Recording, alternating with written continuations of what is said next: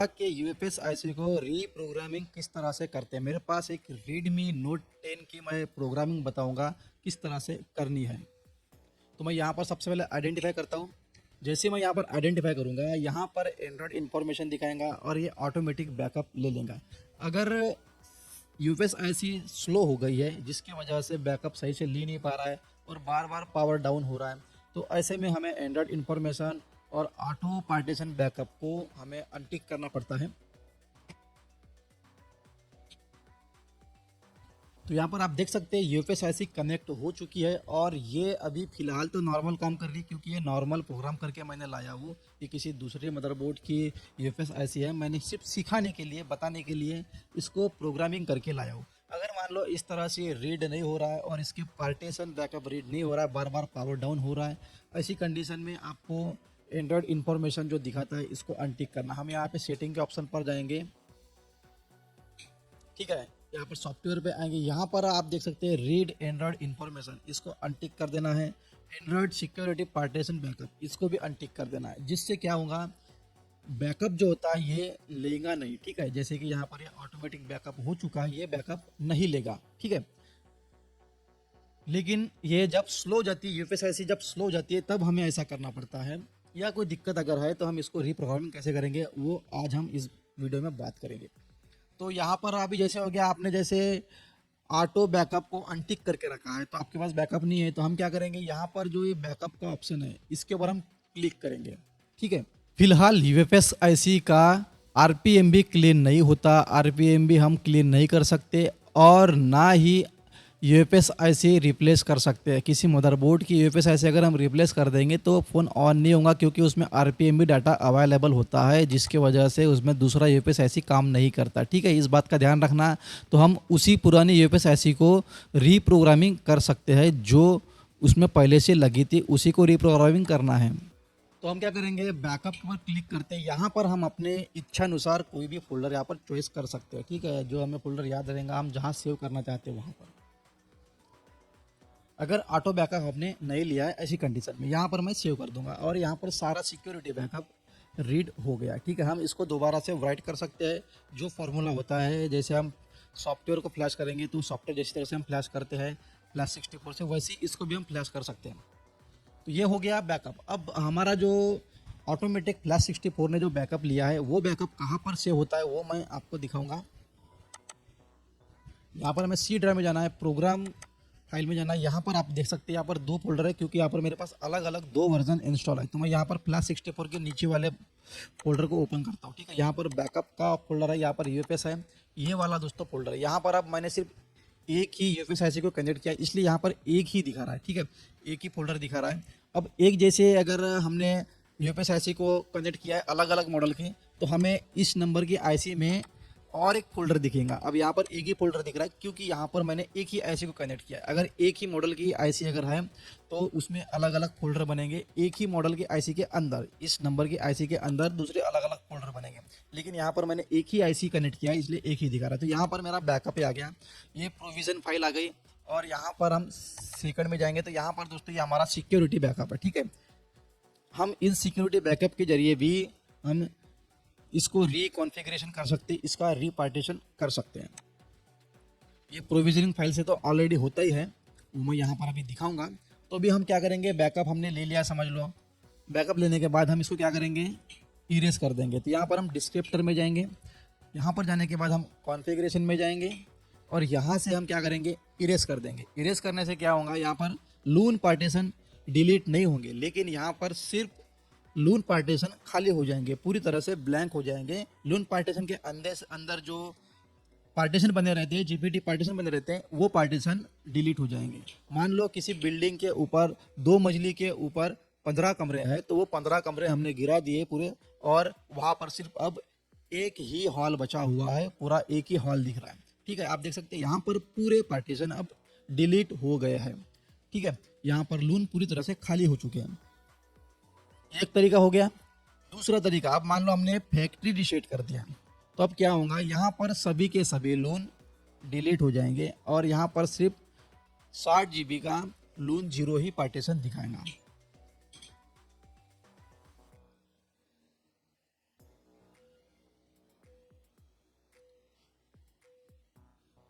तो आप देख सकते हैं यहाँ पर सिर्फ लून जीरो पार्टीशन अभी शो कर रहा है। अब हमें इसमें अब नए पार्टीशन तैयार करना है, लून पार्टीशन। पहला तरीका बता रहा हूँ, हमने जो बैकअप लिया है, ठीक है, ये बैकअप वही फोल्डर ओपन हुआ है, आप देख सकते हैं। पहला जो हमने बैकअप लेके रखा है यहाँ पर ऑटोमेटिक जो बैकअप हुआ, तो यहाँ पर हम क्या करेंगे, जो सबसे पहले रीड हमने किए थे ये तो बाद में रीड हुआ, ये इसमें सिर्फ लून जीरो दिखाएगा आपको। जैसे कि मैंने अभी इसको रीसेट करने के बाद जब मैंने इसको री आइडेंटिफिकेशन किया तब ये वाला लून अपना प्रोविजन फाइल बना है, ठीक है। लेकिन हमें इसको यूज नहीं करना है। यहाँ पर 15:16 जो दिखा रहा है इसको हमें यूज करना है। तो आप देख सकते हैं ये इसमें लून की इंफॉर्मेशन दिखा रहा है। अब मैं क्या करूँगा, इसको राइट कर दूंगा, ठीक है। अब ये राइट हो गया। अब मैं इसको आइडेंटिफाई करता हूँ फिर से।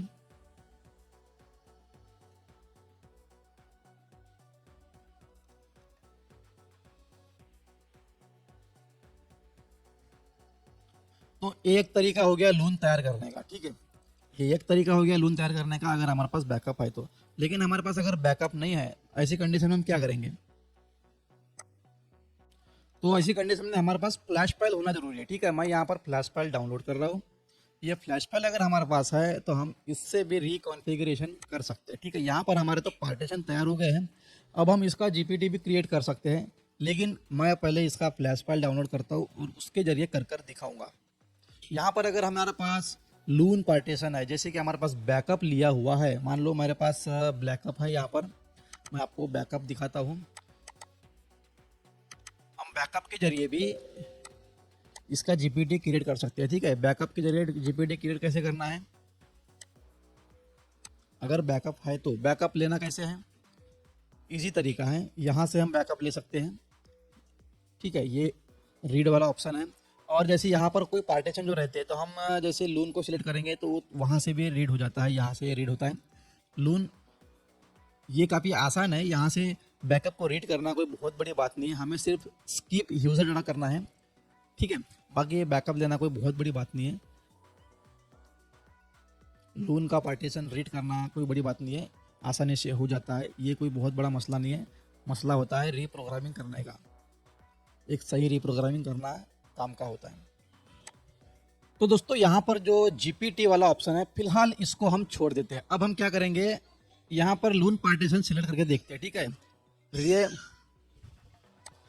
तो मैंने यहाँ पर फाइल को एक्सट्रैक्ट कर दिया, ठीक है, डम फाइल को। अब हम क्या करेंगे, यहाँ पर लून पार्टीशन सेलेक्ट कर प्रोग्रामिंग करेंगे, ठीक है। यहाँ पर लून जीरो में सेलेक्ट किया। यहाँ पर अगर हम जीपीटी पार्टीशन को ओके करते हैं तो यहाँ पर ये सारे पार्टीशन ओपन हो जाएंगे। इसकी ज़रूरत कब पड़ेगी हमें, अगर मान लो हमें यहाँ से कुछ पार्टीशन को फ्लैश नहीं करना है, सिर्फ ब्लैंक रखना है। पार्टीशन तो बन जाएगा लेकिन वो ब्लैंक रहेगा, खाली रहेगा पूरी तरह से। मान लो मैंने इनको ऐसा टिक अनटिक कर दिया तो ये पार्टीशन पूरी तरह से खाली रहेंगे, ठीक है। ये फ्लैश नहीं होंगे, खाली ये पार्टीशन क्रिएट होंगे लेकिन खाली रहेंगे अंदर से। और हम चाहते हैं कि ये पार्टीशन सिंगल रो, अगर हमने लून जीरो करिए और ये हमने सिंगल रो कर दिए तो ये क्या होगा, ये पार्टीशन जब भी दिख रहे हैं ना ये गायब हो जाते हैं, ठीक है। मैंने फिर से आइडेंटिफाई करता हूँ अभी।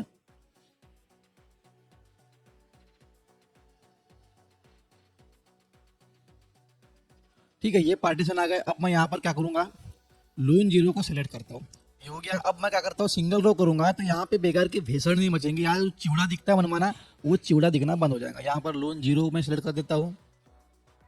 सिंगल रो करेंगे तो इसमें भी जीपीटी क्रिएट हो जाता है, हमें कुछ करने की जरूरत नहीं, यहाँ से जीपीटी क्रिएट हो जाएगा आसानी से। डम फाइल से सीधा जीपीटी क्रिएट हो जाएंगी, ठीक है। ये हो गया। अब मैं यहाँ पर क्या करूँगा, राइट के ऊपर क्लिक करूँगा। हम यहाँ से भी कर सकते हैं, ये जो ऑप्शन होता है ना, हम यहाँ से भी एक एक फाइल सेलेक्ट करके कर सकते हैं, लेकिन हमें एक साथ करना है तो यहाँ से करना पड़ेगा। ये मैंने राइट कर दिया, ये एस कर दिया। अब आप देखना यहाँ पर सभी पार्टीशन तैयार हो जाएंगे। लून के अंदर जो भी जितने भी कमरे बने हैं, जितने भी ब्लॉक बने हुए हैं, वो सारे के सारे तैयार हो जाएंगे। लून जीरो यहाँ पर बड़ा होता है, बड़ा पार्टीशन होता है, इसके अंदर यूजर डाटा और सुपर फाइल होती है, तो ये सबसे बड़ा पार्टीशन होता है।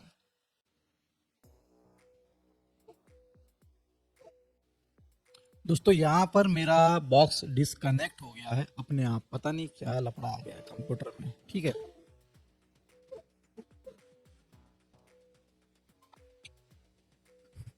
तो दोस्तों यहाँ पर मेरा जो लो बॉक्स डिस्कनेक्ट हो गया था, लेकिन यहाँ पर फिर भी पार्टीशन तैयार हो गया है, तो मैं फिर से इसको इरेज करता हूँ और एक बार आपको फिर से बताता हूँ।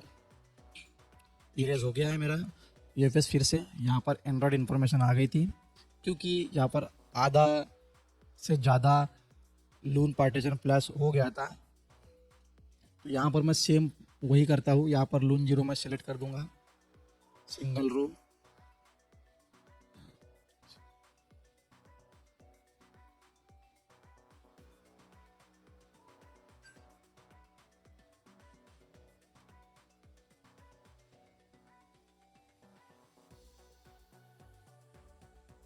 ये हो चुका है सिलेक्ट। अब मैं यहाँ पर सीधा राइट के ऊपर क्लिक कर देता हूँ।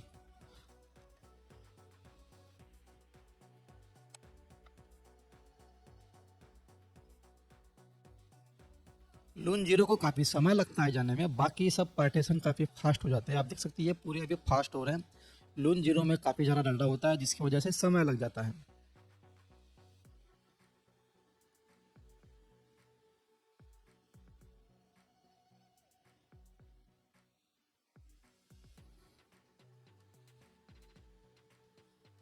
तो दोस्तों ये सारे के सारे लून मैंने अभी फ्लैश कर दिया है डम फाइल के जरिए। अब मैं इसको आइडेंटिफाई करता हूँ फिर से। तो यहाँ पर अभी सारे पार्टीशन आ जाएंगे, और मेरे पास जो डंप रीड किया हुआ था वो फुल डंप था, तो जिसमें सिक्योरिटी भी साथ में आ जाती है, ठीक है।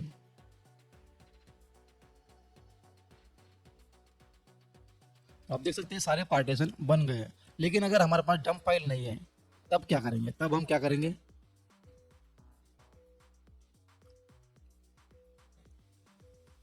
ठीक है, ये होगी पूरी तरह से प्रोग्राम। लेकिन यहाँ पर ईएनजी प्रोग्रामिंग नहीं है ये। अगर मान लो हमने आपने डंप फाइल फ्लैश किया है, तो ये नॉर्मल फ़ोन ऑन नहीं होगा इसे, ठीक है। ये आपने किसी भी फ़ोन की दूसरे फ़ोन की या दूसरे मॉडल की, मान लो आपने Redmi Note 10 का ही डंप फाइल को फ्लैश किया है, तो आपको सीधा ऑन नहीं करना है, आपको एक बार फिर से ईएनजी फाइल यहाँ पर फ्लैश करनी है। उसको फ्लैश कैसे करेंगे? हमारे पास ईएनजी फाइल होनी चाहिए, ठीक है। ये आई मैं रिपेयर आप देख सकते हैं, इसमें आ जाना है, या फिर हमारे पास ये दूसरी फाइल है, 2 फाइल है मेरे पास ईएनजी रूम। तो यहाँ पर हमें क्या करना है?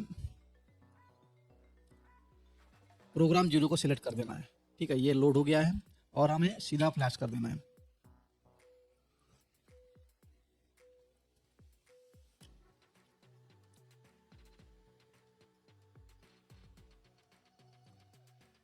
दूसरी बात ध्यान रखने वाली है, ये जो आप देख रहे हैं बूट लोन, ये बूट लोन यहाँ पर सेट होना जरूरी है। अगर यहाँ पर बूट नॉट सेट दिखा रहा है, तो वो भी मैं कैसे करना है वो बता रहा हूँ।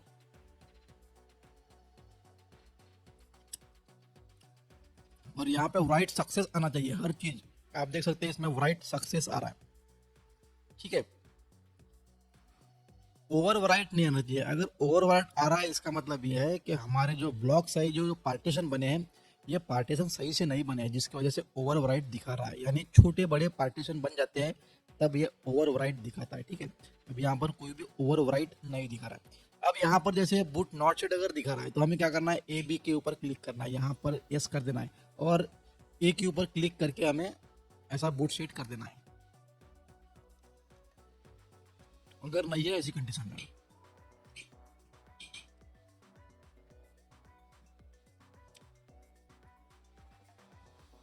तो इस तरह से आपको बूट लून ये दिखाएगा। ये पहले से ही था सेट, लेकिन मैंने फिर भी कर कर दिखाया है।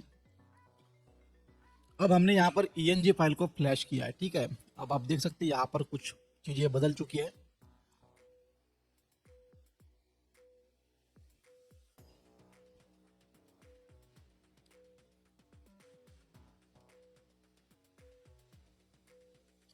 तो आप देख सकते हैं यहाँ पर अभी मोजोटो दिखा रहा है, Redmi Note 10 दिखा रहा है यहाँ पर अभी।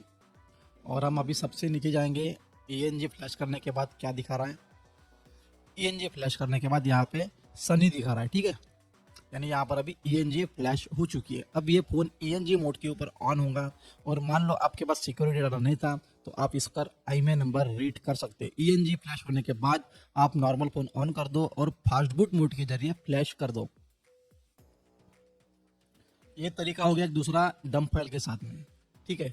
अब हमारे पास डंप फाइल नहीं है, ऐसी कंडीशन कंडीशन में हम किस तरह से प्रोग्राम करेंगे अब वो हम सीखेंगे यहाँ पर। तो मैं फिर से इसको फैक्ट्री रीसेट कर देता हूँ, ये पूरी तरह से डिलीट हो जाएगा।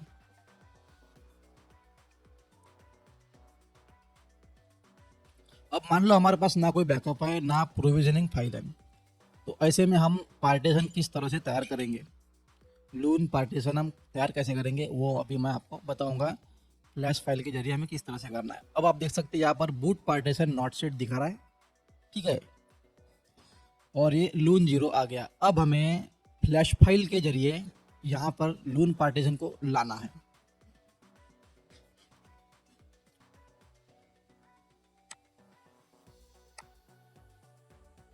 तेरे नैना मेरे नैनों से मीठी मीठी मीठी मीठी मीठी बातें करते हैं, जब नैना बातें करते हैं दिल मुलाकातें करते हैं। ओ तेरे नैना मेरे नैनों से मीठी मीठी मीठी मीठी मीठी बातें करते हैं, इन बातों से मुलाकातों से कोई न कोई बनेगी कहानी, फूलों के संग संग दिल भी खिलेंगे, आएगी ऐसी रुत मस्तानी, देखते रहना।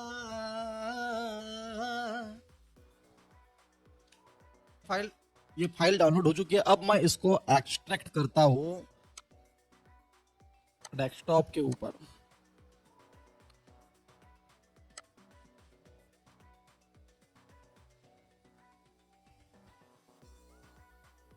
यह है हमारा फाइल।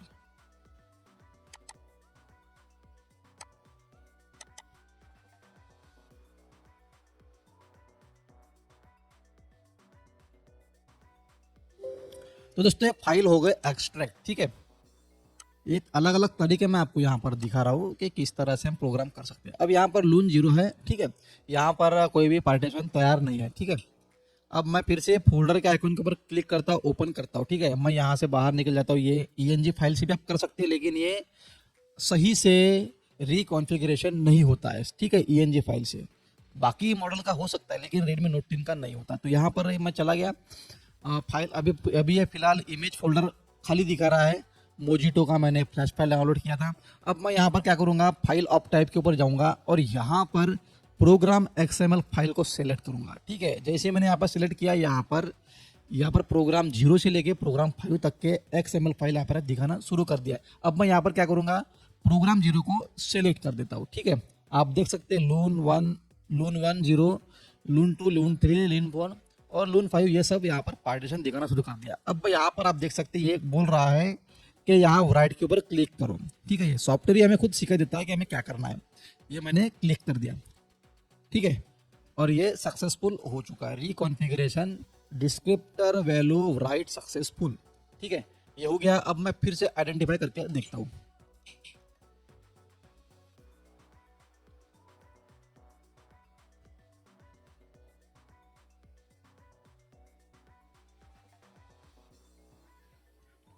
तो आप देख सकते हैं दोस्तों ये अभी तैयार हो चुका है, ठीक है। अब हम क्या करेंगे, GPT क्रिएट करना है हमें, ठीक है। तो GPT क्रिएट करने के लिए हम क्या करेंगे, GPT के ऊपर क्लिक करेंगे और मोजिटो, ये जो है ना मोजिटो फाइल जो मैंने डाउनलोड किया अभी, इसी के ऊपर जाएंगे हम और यहाँ पर फाइल ऑफ टाइप में जाएंगे। यहाँ पर हमें सेलेक्ट करना है कॉलकॉम XML फाइल, ठीक है। यहाँ हम फिर से क्लिक करेंगे और मैं ये प्रोग्राम 0 को सिलेक्ट करता हूँ, ठीक है। आप देख सकते हैं सारी GPT क्रिएट हो रही है। ये GPT क्रिएट होगी। अब मैं आइडेंटिफाई करूँगा तो यहाँ पर सारे GPT पार्टीशन दिखाना शुरू कर देगा।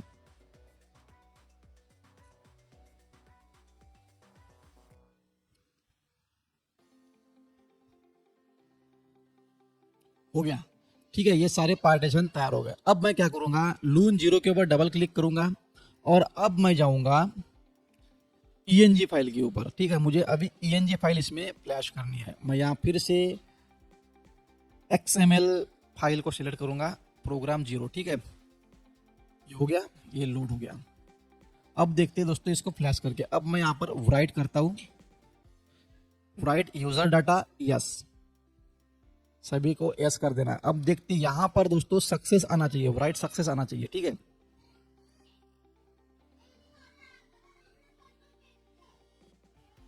ठीक है, आप देख सकते हैं यहाँ पर राइट सक्सेस आ गया। अगर राइट ओवर अगर आ गया तो इसका मतलब यह है कि जीपीटी पार्टीशन सही से तैयार नहीं हुआ है, यानी हम जो फ्लैश कर रहे हैं वो फ्लैश फाइल बड़ी हो रही है और वो जो जीपीटी पार्टीशन है वो छोटा हो रहा है। मान लो अगर हमने सुपर फाइल फ्लैश कर रहे हैं यहाँ पर, तो सुपर फाइल का जो जीपीटी पार्टीशन है अगर वो छोटा हो रहा है और सुपर फाइल जो है वो बड़ी है, तो हमें यहाँ पर ओवर राइट लिखा हुआ दिखाएगा। तो दोस्तों ये सक्सेस हो गया, ये फ्लैश हो गया। ठीक है, डन हो गया। अब मैं फिर से आइडेंटिफाई करता हूँ।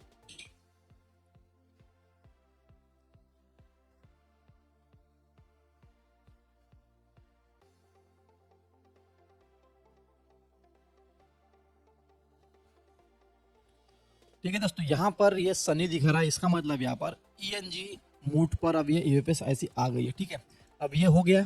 अब हमें क्या करना है, अपना सिक्योरिटी बैकअप को राइट करना है। ठीक है, तो यहाँ पर आप देख सकते हैं ये बूट पार्टीशन, आप देख सकते हैं ये ऑटोमेटिक सेट हो गया है। अगर हमने रिकॉन्फ़िगरेशन करते हैं तो ये ऑटोमेटिक सेट हो जाता है।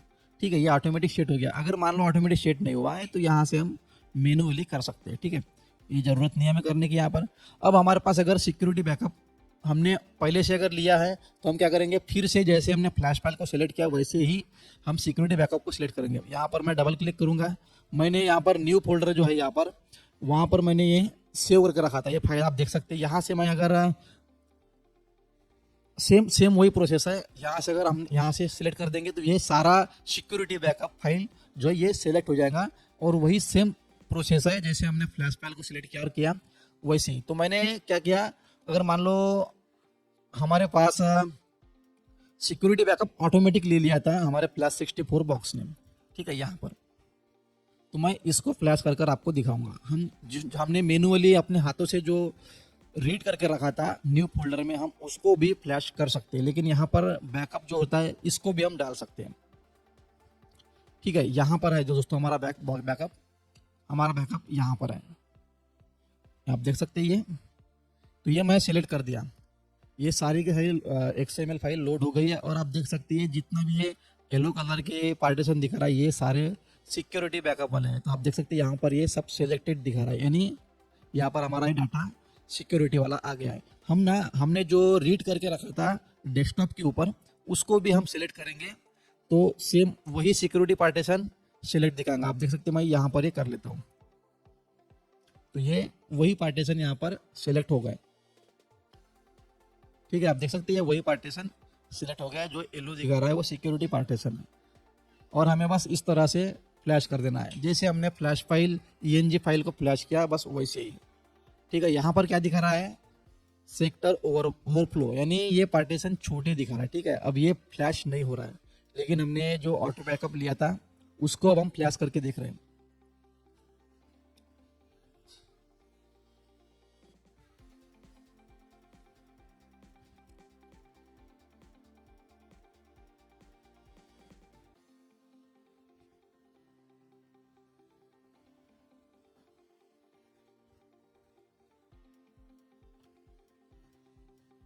यहाँ पर ये हमारा बैकअप है और ये हमने यहाँ पर सेट कर दिया। अब देखते हैं क्या ये फ्लैश हो रहा है या नहीं हो रहा है।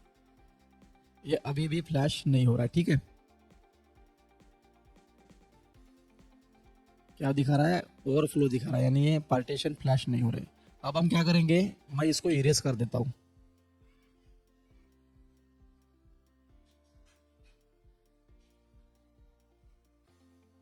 ये इरेज हो गया। अब मैं फिर से वही फाइल को सिलेक्ट करता हूँ अब यहाँ पर वही पार्टीशन इरेज हुए जो पार्टीशन यहाँ पर मार्क किए हुए थे। जैसे मैंने सिक्योरिटी बैकअप यहाँ पर लोड किया था तो यहाँ पर सिक्योरिटी पार्टीशन मार्क किए हुए थे, तो वही पार्टीशन इरेज हुए, बाकी कोई दूसरे पार्टीशन इरेज नहीं हुए। जो येलो कलर में लोड थे, जो येलो कलर के पार्टीशन दिखा रहा है, वही पार्टीशन सिर्फ इरेज हुए हैं।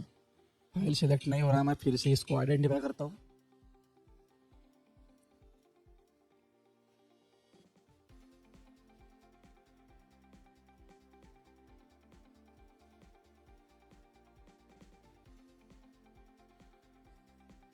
सेम वही प्रोसेस है, हमें करना है। ये हो गया, फाइल लोडेड दिखा रहा है। अब मैं राइट के ऊपर क्लिक करता हूँ। ठीक है दोस्तों, अब देख सकते हैं अब यहाँ पर ओवरफ्लो नहीं दिखा रहा क्योंकि मैंने उन पार्टीशन को सीधा इरेज कर दिया, क्योंकि पहले से मार्क था इस तरह से, पहले से मार्क लगे हुए थे, तो मैंने सीधा इरेज के ऊपर क्लिक कर दिया और वो पार्टीशन पूरे के पूरे इरेज हो गए। और मैंने इरेज करने के बाद फिर से वही सिक्योरिटी बैकअप को लोड किया, यहाँ पर XML फाइल लोड किया और इस बार ये राइट सक्सेस हो गया। ठीक है, अब यहाँ पर हमारा सिक्योरिटी डाटा आ चुका है। ठीक है, ये सभी के सभी फाइल सक्सेस हो गया। इसके पहले क्या दिखा रहा था, ओवर राइट दिखा रहा था। आप देख सकते हैं ये जो दिखा रहा है ये उसी का है। अब ये फ़ोन दोस्तों ऑन होने के लिए तैयार हो जाएगा। इसका यूपीएस ऐसे जो है फ़ोन में फिक्स कर देना है, फ़ोन में लगाने के बाद फ़ोन ऑन हो जाएगा। अगर फ़ोन ऑन नहीं होता या फिर डायग्नोस्टिक पोर्ट बना रहा है या फिर 9008 पोर्ट बना रहा है, ऐसी कंडीशन में हमें यूएमटी से फ्लैश कर देना है। यूएमटी से फ्लैश करने के बाद फ़ोन जो है ऑन हो जाएगा नॉर्मली। अगर आपके पास सिक्योरिटी बैकअप नहीं है तो ईएनजी रूम से आप अगर फ्लैश कर देते हैं तो आप ईएनजी रूम से डायग्नोस्टिक पोर्ट ओपन करके, वहाँ तो पहले से ऑलरेडी डायग्नोस्टिक पोर्ट ओपन हो जाता है ऑटोमेटिकली। ईएनजी रूम अगर फ्लैश रहती है तो हमें अलग से कुछ मेहनत करने की ज़रूरत नहीं पड़ती, और फिर आप यूएमटी से आईएमआई नंबर रिपेयर कर सकते हैं। आईएमआई जैसे ही रिपेयर हो जाएगा तो आपको आईएमआई नंबर दिखाना शुरू कर देंगे। सबको पता है आईएमआई नंबर चेक कैसे करते हैं। आईएमआई नंबर जब आ जाएगा उसके बाद हमें क्या करना है, मिनिमल एडी में जाना है, यहाँ पर ओपन फाइल लोकेशन पे जाना है। यहाँ से हम सभी फाइल को कॉपी कर देंगे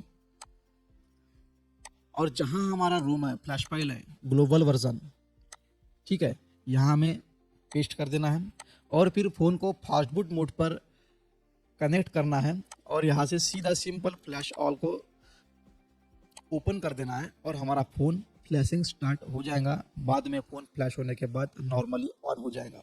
अगर दोस्तों आपके पास सिक्योरिटी बैकअप बच गया है, आपने थोड़ा सी फाइल को भी अगर बचा लिया है, सिक्योरिटी बैकअप जो होता है वो थोड़ा सी फाइल भी अगर बचा लिया है, तब भी आपका आईएमआई नंबर आ जाता है।